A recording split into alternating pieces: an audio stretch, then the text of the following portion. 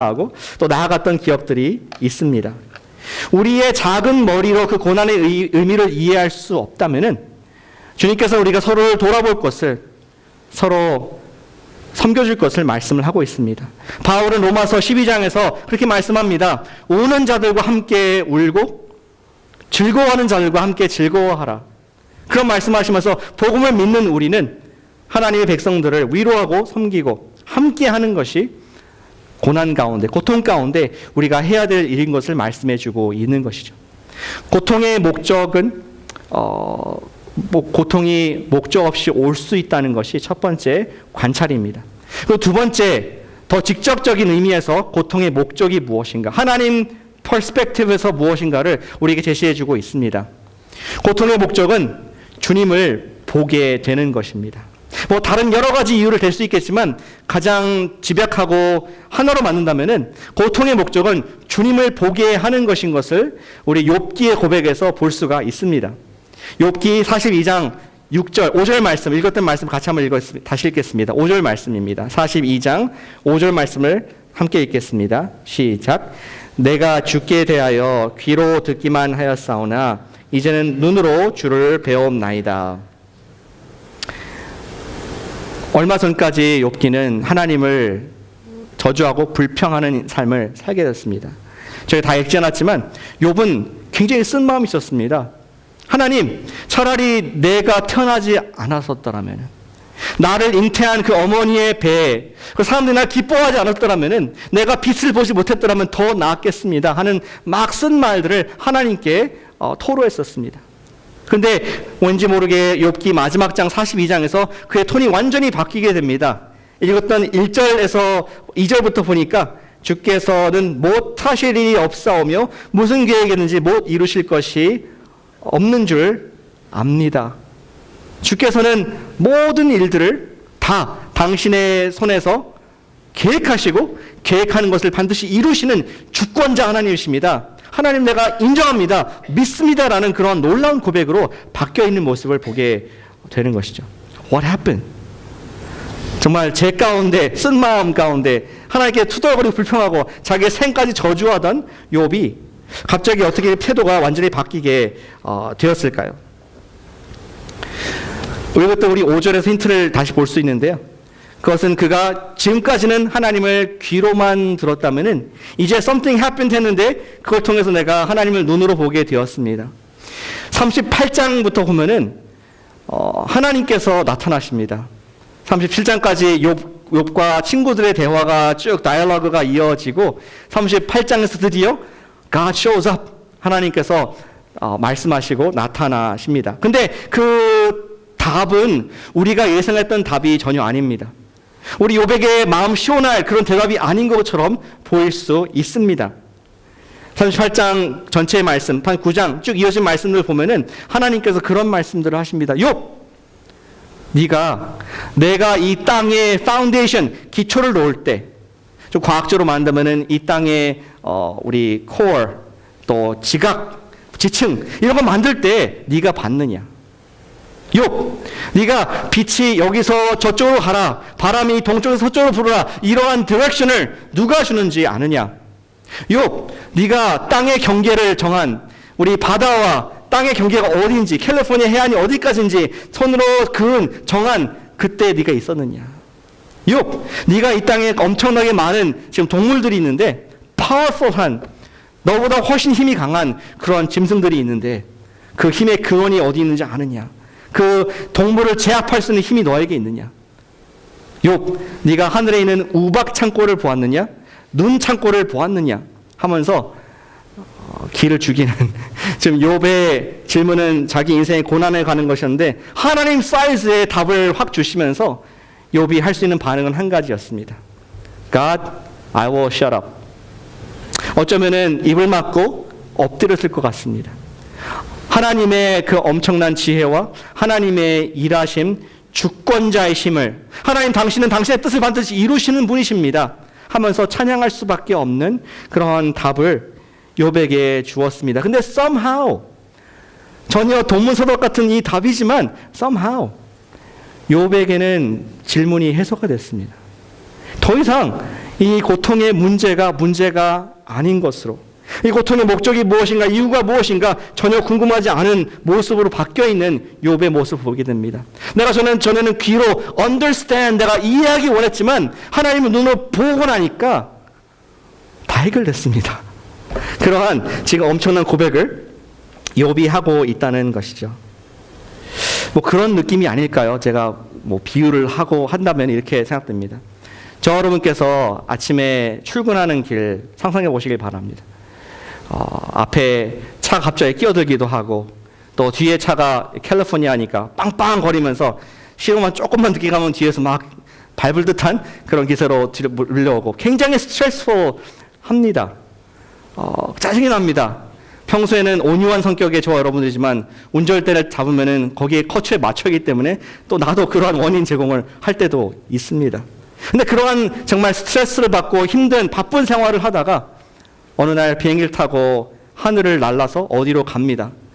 3만 피트에 올라가니까 전에 크게 보이던 집이 작게 보이고, 그렇게 많던 차들이 개미떼가 지나가는 것처럼 보입니다. 사람도 보이지 않습니다. 그렇게 부산하고 빵빵거리고 시끄러운 그 모든 것들이 사라지고 이제는 고요하게 내가 목적한 곳으로 가는, 편하게 가는 그런 비행기, 아마 그런 모습이 지금 욥이 경험한 것이 아닐까 상상이 저는 됩니다.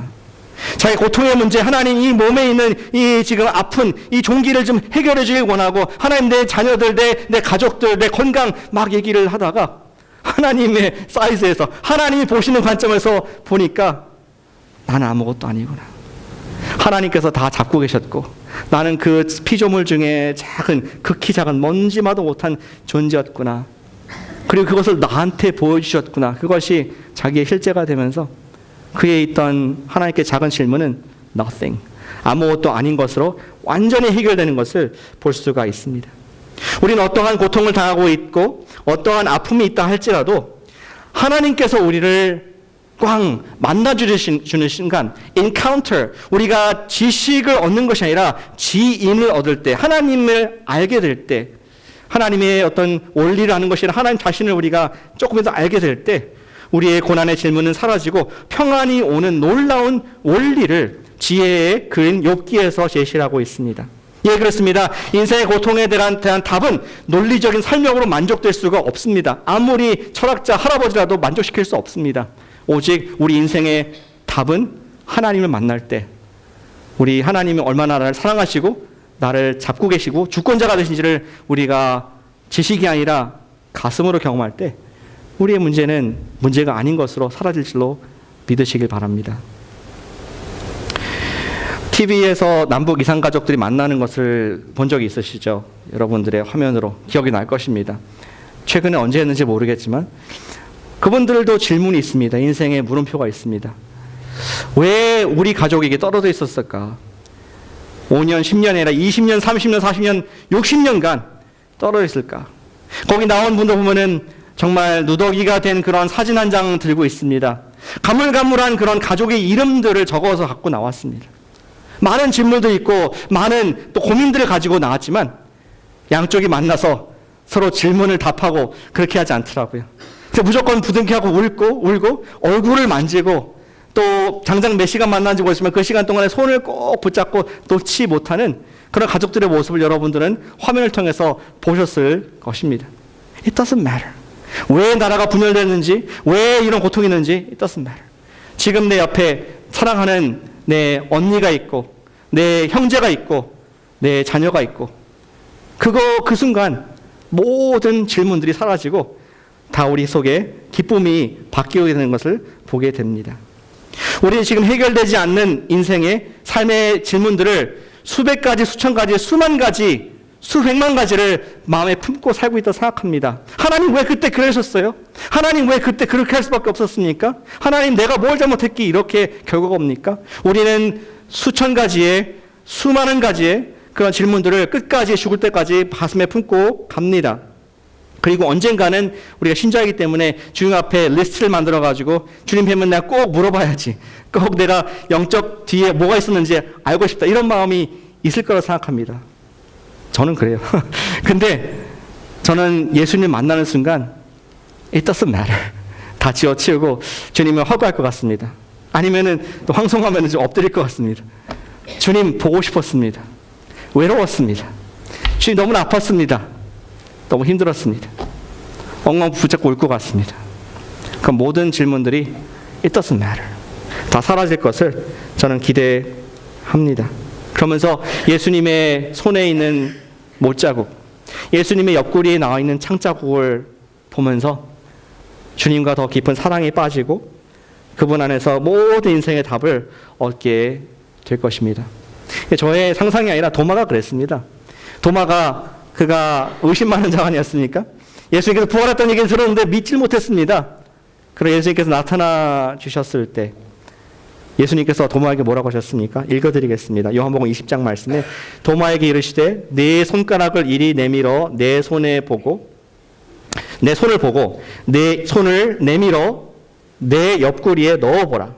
그리하여 믿음이 없는 자가 되지 말고 믿는 자가 되라. 도마가 질문이 많았을 것 같습니다. 예수님을 부활했다고 들었는데 질문이 많았습니다. That's not possible. 죽었으면 stay dead. 죽었지. 어떻게 사람이 일어나? 그리고 당신들 지금 다 헛걸 본 거야. 뭔가 논리적인 해석을 막 하고 있다가 예수님께서 그 앞에 나타나시자 도마는 질문이 없었습니다. 그리고 고백한 거 한 가지. 예수님 당신은 나의 주님, 나의 하나님이십니다.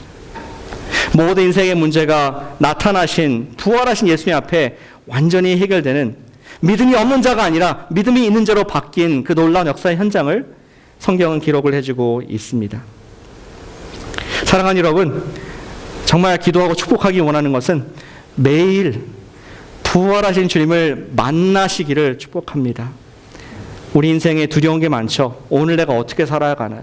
눈을 뜨기 싫을 정도로 내가 지금 해결해야 될 일, 내 마음을 무겁게 하는 답답한 벽과 같은 그런 일들이 아침마다 밤마다 있지만 정말 제가 여러분께서 기도하고 또 스스로 기도하기 원하시는 것은 주님, 제가 이 문제, 페인을 집중하기보다는 이 모든 것을 붙잡고 계신 하나님 관점에서 보시는 그 하나님을 내가 그 음성을 듣게 해주십시오. 욕과 같이 내가 귀로만 들었다가 내가 눈으로 주를 보나이다 하는 것처럼 주님, 오늘 하나님의 음성, 오늘 하나님의 나를 향한 음성을, 그의 모습을 보게 해주십시오.